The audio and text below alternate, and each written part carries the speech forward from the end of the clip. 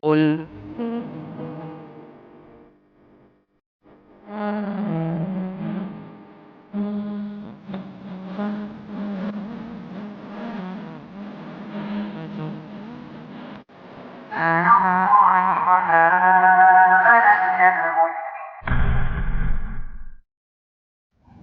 Bismillahirrahmanirrahim. Assalamualaikum warahmatullahi wabarakatuh. Innal hamdalillah nahmaduhu wa nasta'inuhu wa nastaghfiruh wa na'udzu billahi min shururi anfusina wa min sayyiati a'malina. May yahdihillahu fala mudilla lahu wa may yudlil fala hadiya lahu.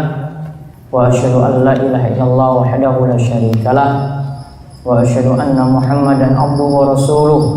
Allahumma shalli ala nabiyyina wa sayyidina Muhammad wa ala alihi wa man tabi'ahum bi ihsanin ila yaumiddin.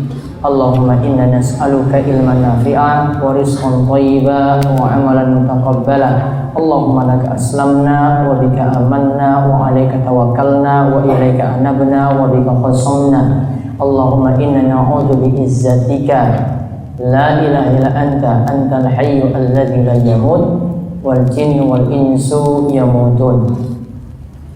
Alhamdulillah, para jamaah sekalian yang mugi senantiasa dirahmati dan diberkahi oleh Allah Subhanahu wa taala. Kita bersyukur di kesempatan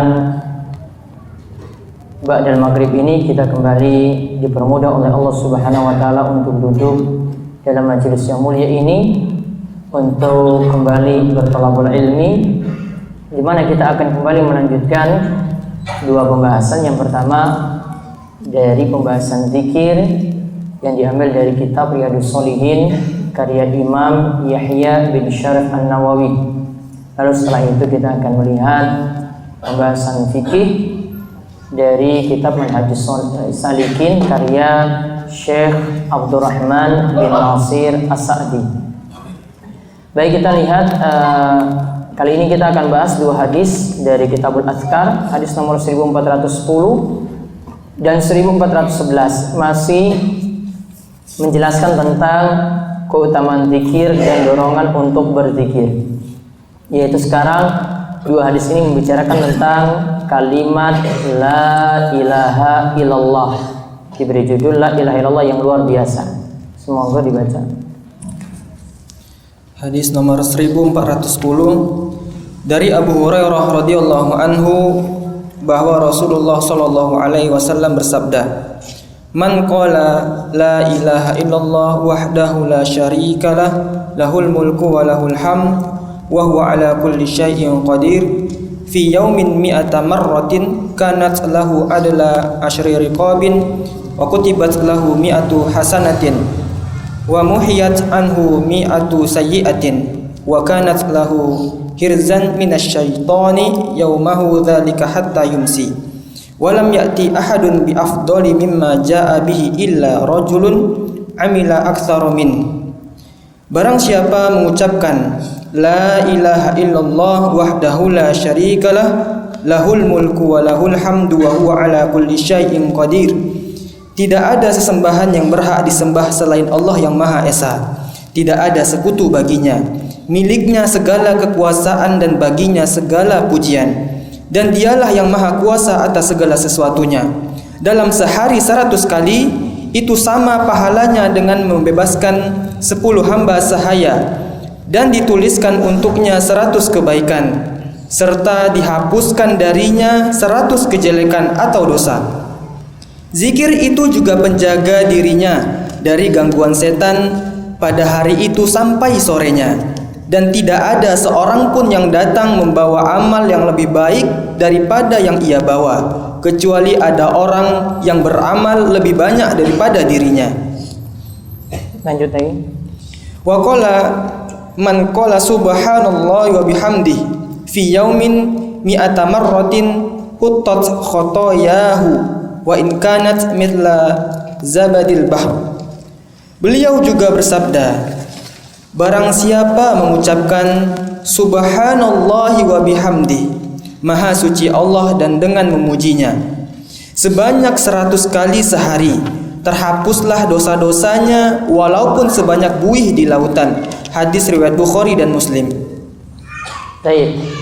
Kalau hadis yang pertama kita lihat Nabi SAW mengatakan, siapa yang mengucapkan la ilaha illallah wahdahu la syarikalah lahul mulku wa lahul hamdu wa huwa ala kulli syai'in qadir fi yaumin mi'ata marrah, dalam sehari 100 kali, dalam sehari 100 kali, maka keutamaannya kanat lahu, yang pertama kanat lahu adla asyri riqabin, maka itu sama seperti dia membebaskan 10 orang budak.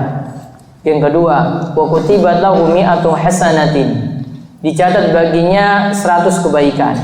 Yang ketiga, wa muhiyat anhu mi'atu sayyi'atin, dihapus baginya 100 kejelekan. Yang keempat, wa kanat lahu hirzan minasyaitani yaumahu dzalika hatta yumsi, yaitu dia akan mendapatkan perlindungan dari gangguan setan pada hari tersebut sampai sore hari. Kemudian Nabi SAW menyebutkan, walam ya'ti ahadun bi afdala mimma ja'a bi illa rajulun amila aktsara minhu, dan tidak ada yang lebih baik dari dirinya kecuali ada yang lebih banyak baca zikir tadi, lebih banyak baca zikir tadi daripada dirinya. Lalu disebutkan lagi lanjutannya, masih dalam riwayat yang sama, dalam penomoran yang sama juga, yaitu Nabi SAW itu mengatakan, siapa yang mengucapkan subhanallah wa bihamdi sebanyak 100 kali, maka huttat khatayahu, dihapuskan baginya kejelekan-kejelekan, wa in kanat misla zabadil bahri, walaupun kejelekan itu sebanyak buih di lautan. Berarti ada dua yang diperintahkan dalam hadis ini, yaitu dua anjuran, baca la ilaha illallah wahdahu la syarikalah lahul mulku wa lahul hamdu wa huwa ala kulli syai'in qadir, yaitu dalam sehari 100 kali. Lalu yang kedua, membaca subhanallahi wa bihamdi sehari juga 100 kali. Nah, ini yang dibahas dulu dalam hadis nomor 1410 tadi. Sekarang kita lihat lagi hadis nomor 1411. Hadis nomor 1411 dari Abu Ayyub Al-Ansari radhiyallahu anhu, dari Nabi SAW, beliau bersabda, man qala la ilaha illallah wahdahu la syarikalah lahul mulku wa lahul hamdu wa huwa ala kulli syai'in qadir asyara marratin kana kaman a'taqa arba'ata anfusin min waladi Ismaila. Barang siapa mengucapkan la ilaha illallah wahdahu la syarikalah lahul mulku wa lahul hamdu wa huwa ala kulli syai'in qadir, yang artinya tidak ada sesembahan yang berhak disembah selain Allah yang Maha Esa, tidak ada sekutu baginya, miliknya segala kekuasaan dan baginya segala pujian, dan dialah yang maha kuasa atas segala sesuatunya, sebanyak 10 kali, maka ia seperti orang yang telah memerdekakan 4 jiwa dari anak keturunan Ismail. Hadis riwayat Bukhari dan Muslim. Baik, dalam hadis ini disebutkan siapa yang membaca la ilaha illallah wahdahu la syarikalah lahul mulku wa lahul hamdu wa huwa ala kulli syai'in qadir dalam sehari 10 kali. Maaf, dalam di sini disebutkan sebanyak 10 kali. Nanti ada keterangannya. Di sini tidak disebutkan satu hari atau pagi atau petang. Nanti ada keterangan yang saya tambahkan riwayatnya nanti. Maka itu seperti dia membebaskan 4 jiwa dari keturunan Ismail. Kalau diterangkan oleh Syekh Salim bin Id al-Hilali, beliau katakan yang dimaksudkan sini adalah kufarul Arab, yaitu orang kafir Arab, itu dibebaskan dari perbudakan. Maka pembebasan budak di sini, maksud Syekh Salim di sini tidak hanya untuk pembebasan budak muslim saja, namun termasuk juga budak-budak kafir.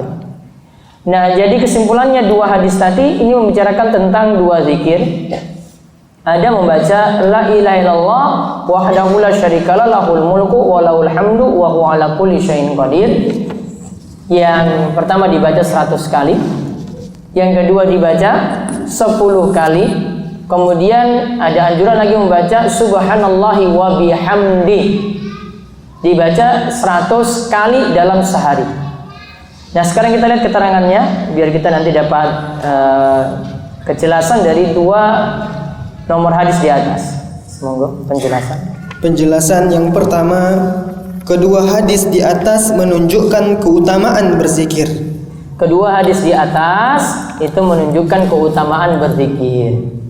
Karena cuma dengan membaca la ilallah sampai 100 atau ada yang sampai 10 atau membaca subhanallah wa bihamdi, keutamaannya luar biasa tadi. Disebutkan dicatat baginya 100 kebaikan, dihapuskan baginya 100 kejelekan, dan keutamaan-keutamaan yang tadi sudah disebutkan. Yang kedua, bacaan tahlil la ilaha illallah dan tasbih subhanallah punya keutamaan yang luar biasa. Jadi bacaan tahlil, yaitu kalau disebut tahlil itu berarti la ilaha illallah. Dan juga bacaan tasbih, yaitu bacaan subhanallah. Tadi pada kalimat subhanallah wa bihamdi, itu punya keutamaan yang luar biasa, sebagaimana keutamaannya disebutkan di atas. Yang ketiga, zikir pada Allah adalah penjaga diri dari gangguan setan. Zikir pada Allah itu penjaga diri dari gangguan setan. Setan itu semakin jauh dari orang-orang yang berzikir. Makanya di dalam surat An-Nas disebutkan dua sifat setan. Ya, disebutkan dua sifat setan. Qul a'udzu birabbin nas, malikin nas, ilahin nas, min syarril waswasil khannas, allazi yuwaswisu fi sudurin nas, minal jinnati wan nas. Di situ disebutkan sifat setan yang pertama memberikan waswas, yuwaswisu.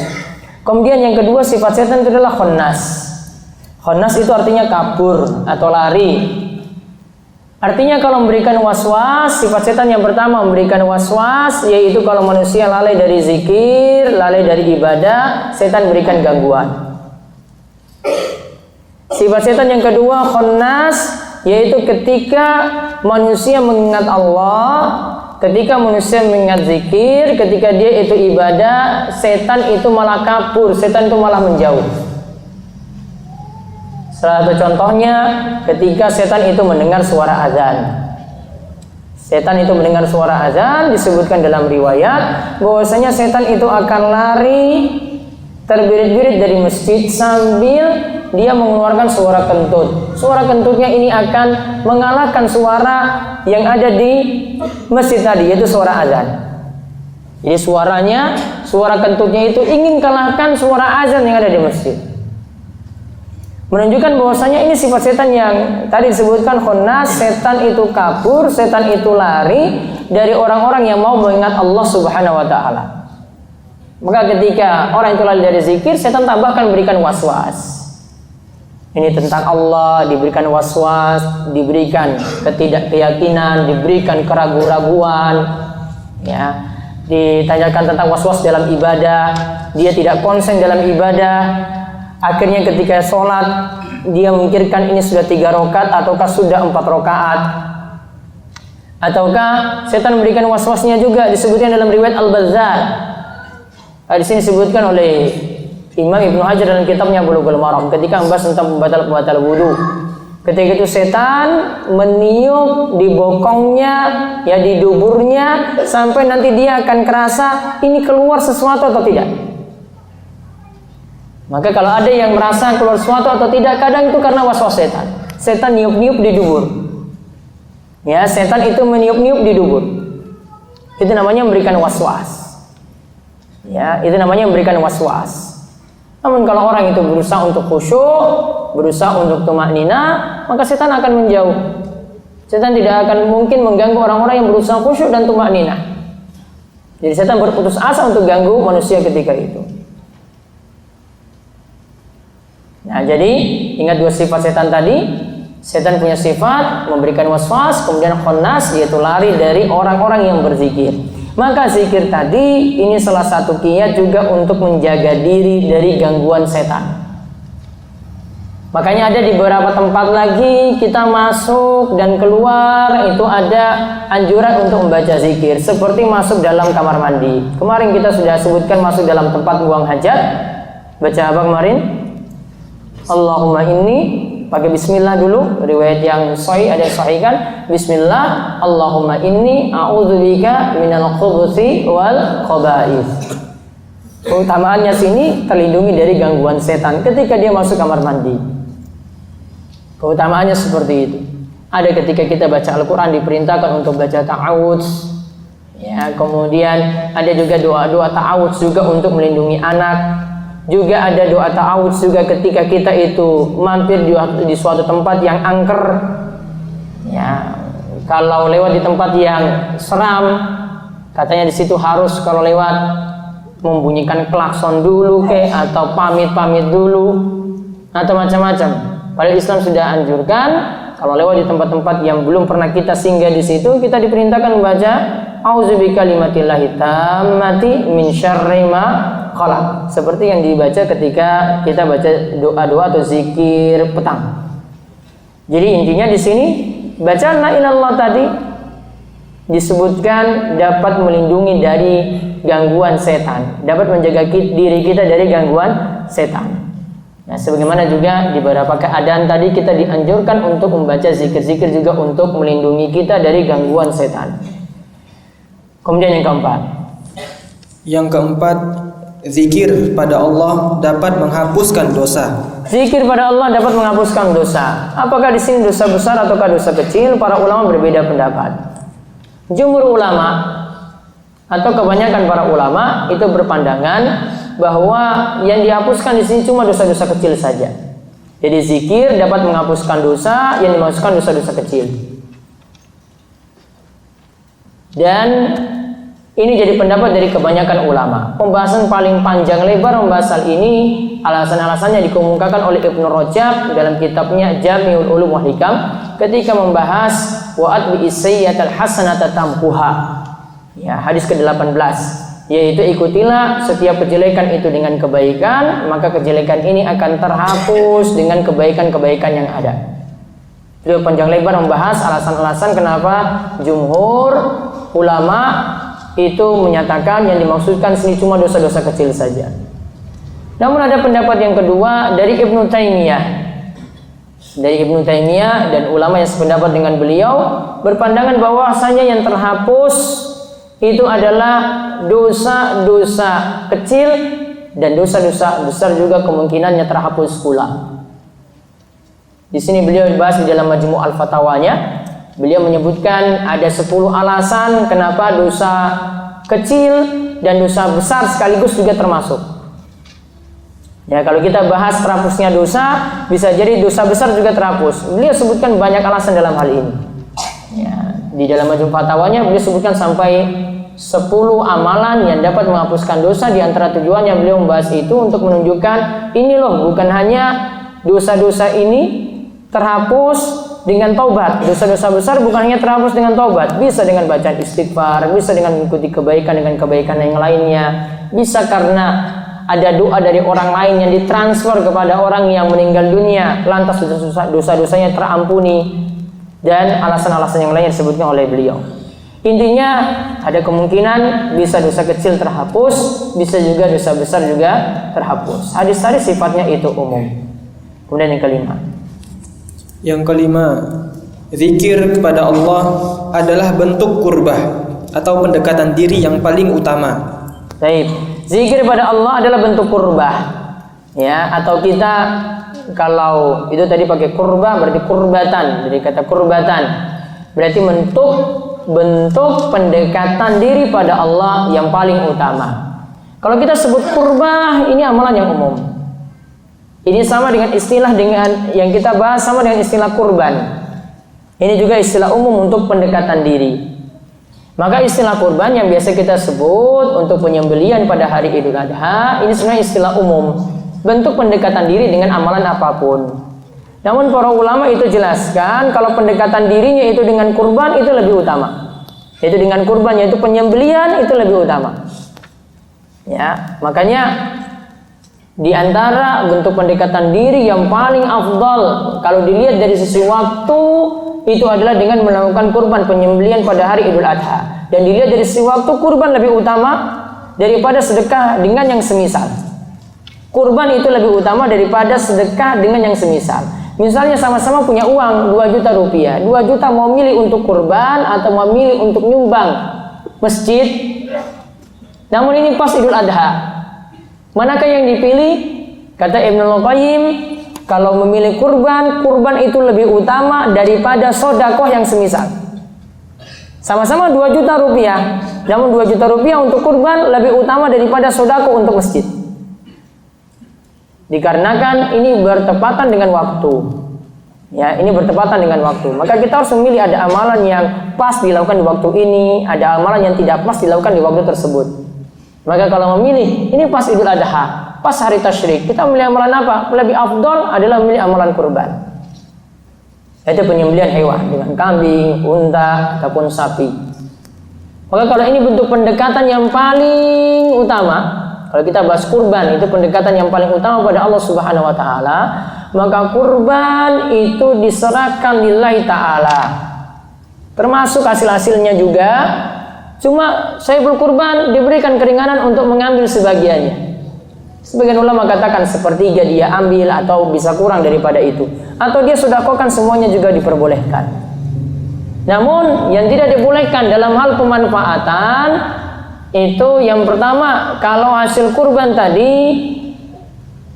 apapun bentuknya, mulai dari daging, mulai dari jeroannya, mulai dari kepalanya, ataupun sampai kulitnya, tidak boleh diperjualbelikan. Disebutkan dalam hadis riwayat Imam Malik, Nabi SAW itu bersabda, "Man ba'a jilda udhiyatihi fala udhiyata lahu." Siapa yang jual kulit hasil kurban, maka tidak ada kurban untuknya. Tidak ada kurban untuknya. Ini baru masalah kulit. Sudah dibahas oleh Nabi SAW sejak masa silam. Namun kita tidak peduli dengan sabda Nabi SAW. Mau melanggar dan mau melanggar dan mau melanggar terus. Alasannya macam-macam. Ya, pokoknya saya mau jual ini demi keuntungan untuk kas masjid. Saya mau jual ini demi keuntungan untuk dibagikan lagi dalam bentuk daging. Kalau Nabi SAW katakan tidak boleh dijual, tidak boleh dijual. Saya kadang memberikan logika, lebih cerdas orang-orang musyrik. Orang musyrik itu lebih cerdas kalau berikan tumbal atau berikan sesajian. Gak mungkin apa yang sudah dilarung, apa yang sudah dilepas jadi sedekah laut, mereka tarik lagi kepala kerbaunya, kemudian dijual lagi kepala kerbau. Pernah lihat orang musyrik kayak begitu? Apa yang terjadi? Lautnya nanti pada ngamuk nanti ketika itu, menurut mereka.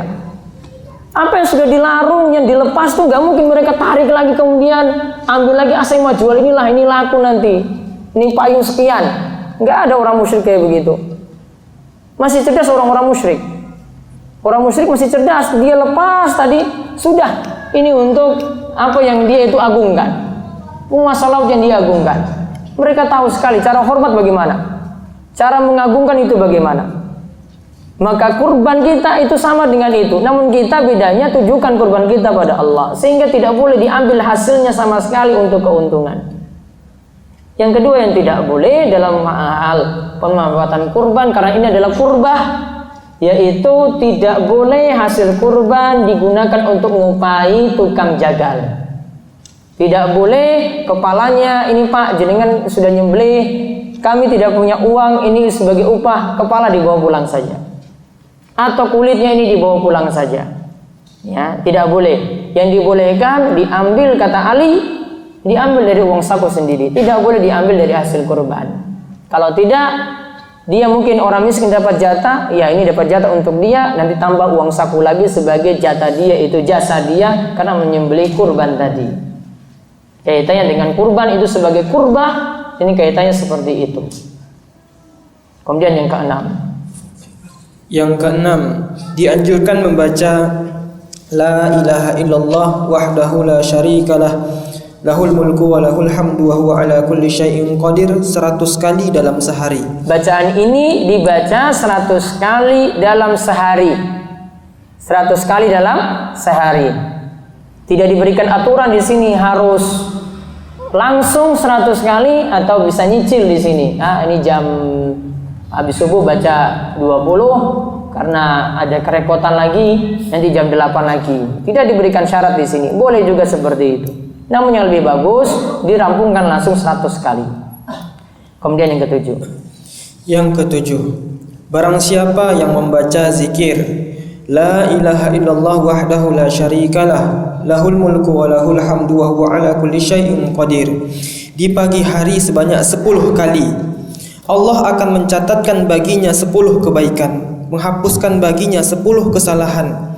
Ia juga mendapatkan kebaikan semisal memerdekakan 10 budak. Allah akan melindunginya dari gangguan setan hingga petang hari. Siapa yang mengucapkannya di petang hari, ia akan mendapatkan keutamaan semisal itu pula. Hadis riwayat Nasai. Lihat ini di nomor 7 ini sebagai penjelas dari apa yang disebutkan di muka. Tadi yang dibaca 10 kali, la ilaha illallah wahdahu la syarikalah lahul mulku wa lahul hamdu wa huwa ala kulli syai'in qadir. Itu bisa dibaca paginya 10, kemudian petangnya itu 10. Jadi ini bagian dari bacaan zikir pagi petang. Jadi kalau dalam satu hari diperintahkan baca 100 kali. Ditambahkan lagi berarti baca 10 kali untuk la ilallah dan seterusnya, itu ketika pagi dan ketika petang. Berarti kalau tambah pagi dan petang totalnya 120 kali. Terus yang ke-8, barang siapa yang mengucapkan kalimat subhanallah wa bihamdih di pagi dan petang hari sebanyak 100 kali, maka tidak ada yang datang pada hari kiamat yang lebih baik dari yang ia lakukan, kecuali orang yang mengucapkan semisal atau lebih dari itu. Hadis Muslim. Tadi disebutkan subhanallah wa bihamdi dibaca sehari 100 kali. Kalau di nomor 8 ini, poin nomor 8 disebutkan subhanallah wa bihamdi dibaca pagi 100 kali. Lalu petang juga 100 kali. Jadi kalau mau baca yang lebih bagus paginya 100, kemudian yang petangnya juga 100 kali. Yang ke-9, diperintahkan untuk berlomba-lomba dalam kebaikan. Hal ini berdasarkan kalimat dalam hadis, dan tidak ada seorang pun yang datang membawa amal yang lebih baik daripada yang ia bawa, kecuali ada orang yang beramal lebih banyak daripada dirinya. Baik. Kalimat ini, siapa yang dan tidak ada seorang pun yang datang membawa amal yang lebih baik daripada yang ia bawa, kecuali kalau ada yang semisal atau lebih daripada dirinya. Ini kata Syekh Salim bin Al-Hilali, beliau katakan ini tanda kita diperintahkan berlomba-lomba dalam kebaikan. Fastabiqul khairat. Artinya tidak cukup dengan itu, ada yang mau bisa lebih, lakukan lebih. Dan ini menunjukkan bahwasanya kalau kita mau rutinkan 100 tadi hitungannya sudah ada. Namun kalau mau tambah lebih daripada 100 masih boleh. Mau tambah lebih daripada 100 kali masih boleh. Ya, hadis ini menunjukkan seperti itu. Kemudian ke-10. Ke-10, menunjukkan kasih sayang Allah karena ada amalan ringan namun berpahala besar. Menunjukkan kasih sayang Allah karena ada amalan ringan, bacalah ilallah 100 kali, ada yang 10 kali pagi petang, subhanallah bihamdi ada yang 100 kali pagi dan petang. Itu sudah dapat keutamaan-keutamaan seperti yang disebutkan dalam hadis. Maka ada amalan ringan namun pahalanya besar di sisi Allah. Ini menunjukkan kasih sayang Allah Subhanahu wa taala. Ke-11, ada keutamaan memerdekakan budak. Ada keutamaan memerdekakan budak. Ya, seperti yang disebutkan memerdekakan budak keturunan Ismail tadi. Karena ini disebutkan seperti memerdekakan budak, berarti memerdekakan budak. Kalau perbudakan itu ada, itu menunjukkan keutamaannya. Poin penting di sini yang perlu diperhatikan lagi, yang pertama, kalimat la ilaha illallah ini punya keutamaan yang luar biasa, lebih utama kalau jadi kalimat penutup tatkala kita meninggal dunia. Ya, tatkala kita meninggal dunia jadi kalimat penutup itu sangat-sangat luar biasa. Nabi SAW itu mengatakan, "Man kana akhiru kalamihi la ilaha illallah dakhalal jannah." Siapa yang akhir perkataannya itu dengan kalimat la ilaha illallah maka dia akan masuk surga. Ya, akhir perkataannya dengan kalimat la ilaha illallah dakhalal jannah, maka dia masuk surga. Maka dianjurkan untuk talkinkan orang yang akan meninggal dunia atau menuntun orang yang meninggal dunia dibacakan kalimat ini. Dibacakan kalimat la ilaha illallah. Namun ingat, kalimat ini mudah sekali diucapkan ketika ada yang mau meninggal dunia. Ini tergantung dengan kualitas imannya juga. Karena ini tidak butuh latihan. Orang mau rajin juga mengucapkan kalimat la ilaha illallah namun imannya itu bermasalah, akan sulit untuk mengucapkan kalimat ini. Dan ini juga dilihat dari kebiasaan ketika dia itu hidup. Kebiasaan ketika dia itu hidup itu seperti apa? Maka ada ulama yang bahkan akhir hidupnya dia bisa mengucapkan kalimat ini bahkan dengan sanad hadis. Seperti yang diceritakan ketika meninggalnya Abu Zur'ah Ar-Razi, seorang ulama pakar hadis. Abu Zur'ah Ar-Razi seorang ulama pakar hadis. Di mana ketika itu saat mau meninggal dunia, dia didatangi oleh teman-temannya juga dari pakar hadis, ada Muhammad bin Muslim, ada Abu Hatim dan yang lainnya. Namun kan ada perintah tadi, lakinu mautakum la ilaha illallah. Talqinkanlah orang yang mau mati di antara kalian itu dengan kalimat la ilaha illallah. Adapun hadis yang menyatakan Iqra'u Yasin ala mautakum, ya, bacakanlah surat Yasin pada orang yang mau sakratul maut di antara kalian, hadisnya dhaif. Hadisnya para ulama berikan alasan hadisnya hadis yang muttarib. Muttarib itu di antara hadis-hadis yang dhaif. Ya, kalau diterjemahkan artinya itu bergoncang. Namun maksudnya dari sisi sanad itu nanti menyelisih sanad-sanad dalam jalur yang lainnya dan itu tidak bisa dikuatkan. Sehingga saling kontradiksi. Dari sisi matanya juga isi atau teks hadisnya juga bertentangan. Ya, bisa jadi terjadi pada sisi sanad, bisa terjadi pada sisi matannya. Intinya hadis muttarib, hadis dhaif. Maka hadis tadi hadis dhaif. Yang sahihnya yaitu sabda Nabi SAW, lakinu mautakum la ilaha illallah. Talqinkanlah orang yang mau mati di antara kalian dengan kalimat la ilaha illallah. Tadi kembali ke cerita Abu Zur'ah Ar-Razi. Masalahnya Abu Zur'ah Ar-Razi ini adalah pakar hadis. Gak mungkin orang lain juga tuntunkan, Abu Zur'ah kamu saya talqinkan, ayo baca la ilaha illallah. Ya, ini seolah-olah yang lainnya itu lebih pintar daripada Abu Zur'ah. Perasaannya seperti itu.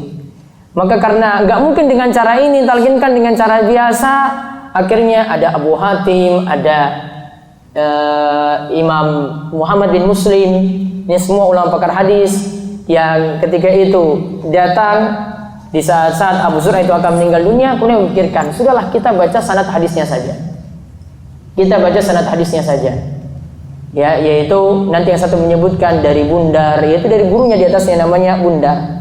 Ya, dan punya periwayatan-periwayatan terus sampai nanti ke sahabat yang meriwayatkan hadis ini sampai pada Nabi SAW bersabda, lalu kalimatnya maka akhirul kalami la ilallah dakhalal jannah. Ingin maksudnya seperti itu. Muhammad bin Muslim maju terlebih dahulu. Ya, haddatsana Bundar dan terus seterusnya sampai dia berhenti.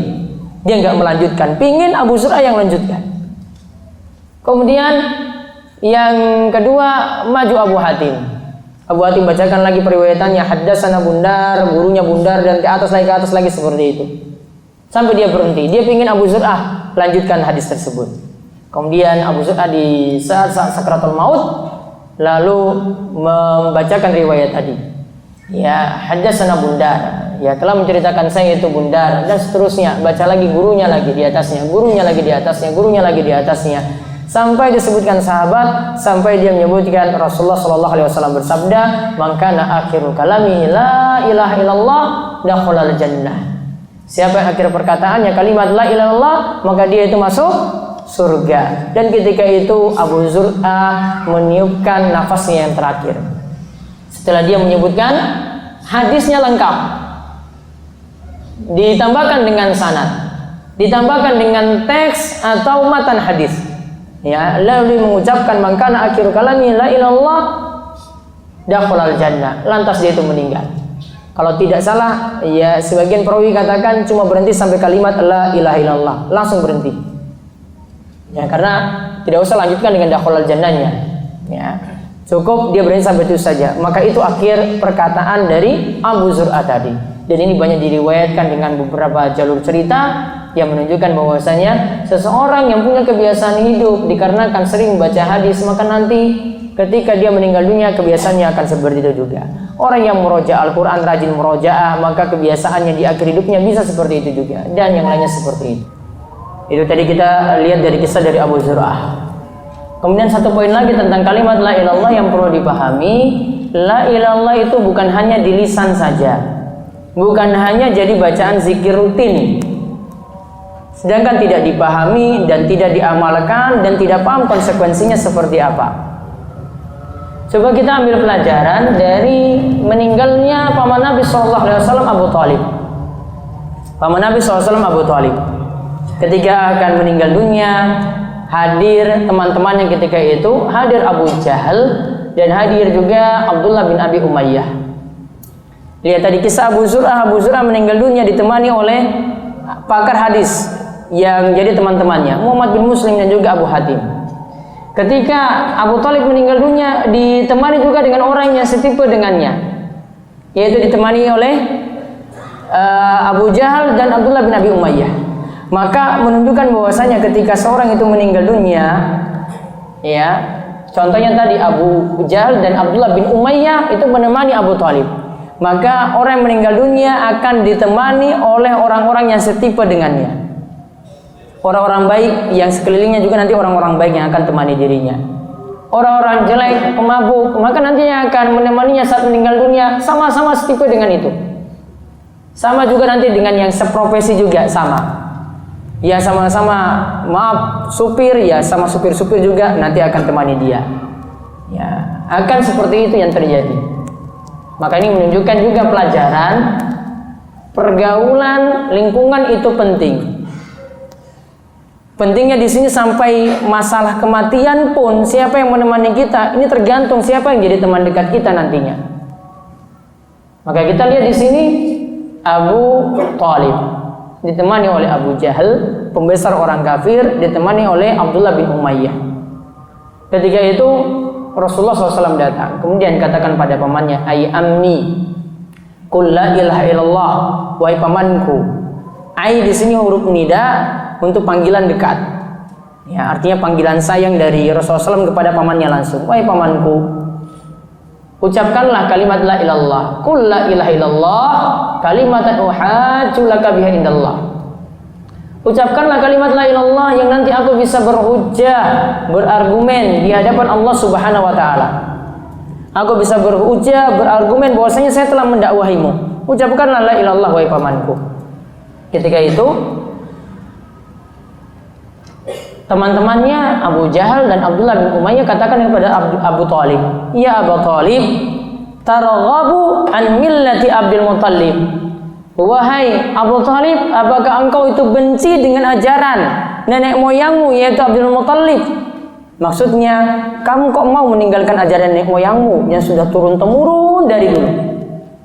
Akhirnya Abu Thalib tidak jadi mengucapkan la ilallah sebagai tanda dia itu masuk Islam. Dia meninggal dalam keadaan kafir.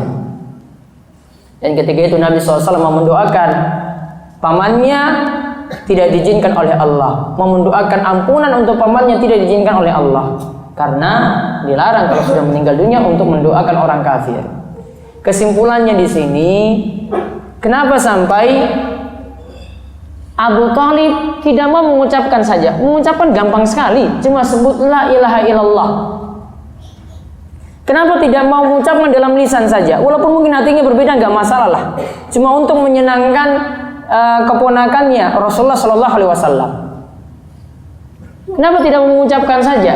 Karena Abu Thalib, para ulama katakan itu paham konsekuensi dari kalimat la ilallah, yaitu dia harus tinggalkan tradisi syirik yang sudah turun-temurun itu ada.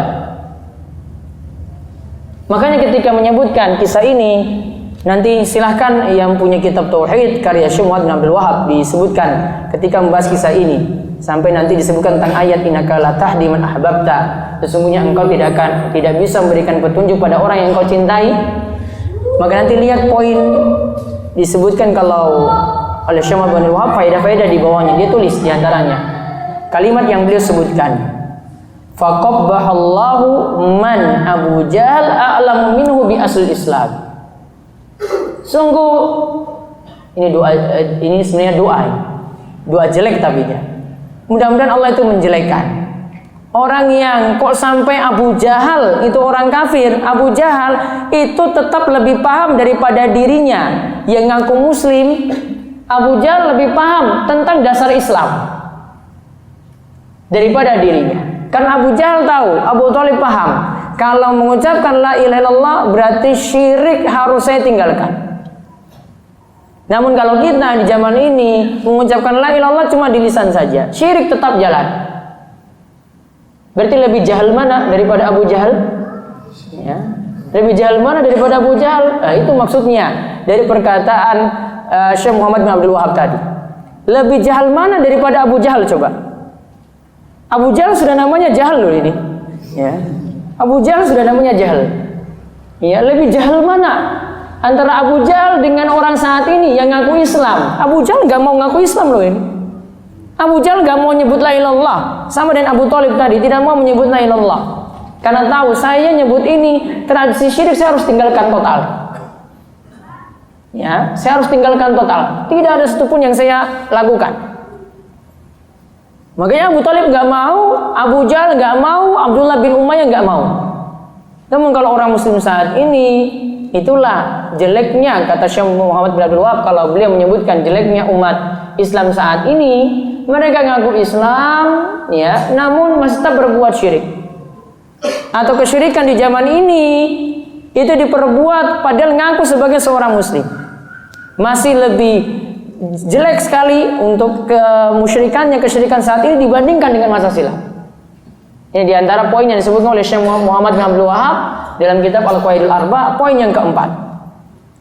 Ya, masih jelek kesyirikan di zaman ini daripada kesyirikan di masa silam. Namun ketika itu beliau cuma menyebutkan satu poin saja, yaitu kalau orang musyrik di masa silam saat susah mereka berdoa pada Allah, saat senang mereka berbuat syirik. Namun kalau orang musyrik saat ini yang juga ngaku Muslim, saat susah berbuat syirik, saat senang juga berbuat syirik.